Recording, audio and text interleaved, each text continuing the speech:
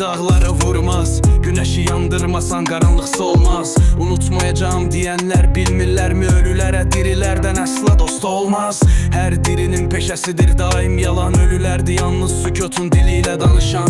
Diriler güneşten pay almak isterken, şeirler yazdım sənə ey çürük çiçekli qəbristan. Her səhər çilçıraqda sallanacağım, biləklərimdən kağızda mürəkkəb damladacağım.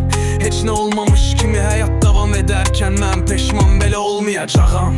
Bax hələ qəbrimdə saat da yoxdur, ağlımda mən özümdən daha da çoxdur. Ölülərə dirilərdən dost olmaz ikən, əsən küləklərin geyimi tozdur.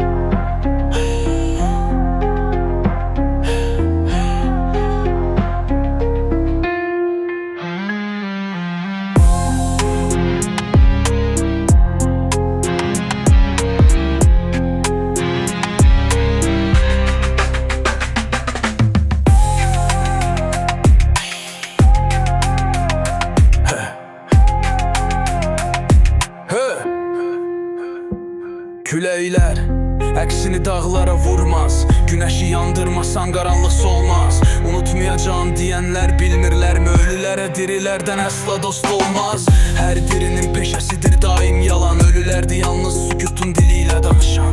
Diriler güneşten pay almak isterken, şeirler yazdım sənə ey çürük çiçekli qəbristan. Her səhər çilçıraqda sallanacağım, biləklərimdən kağıza mürəkkəb damladacağım. Heç nə olmamış kimi həyat davam ederken, mən peşman belə olmayacağım. Bax hələ qəbrimdə saat da yoxdur, ağlımda mən özümdən daha da çoxdur. Ölülərə dirilərdən dost olmaz ikən, əsən küləklərin geyimi tozdur.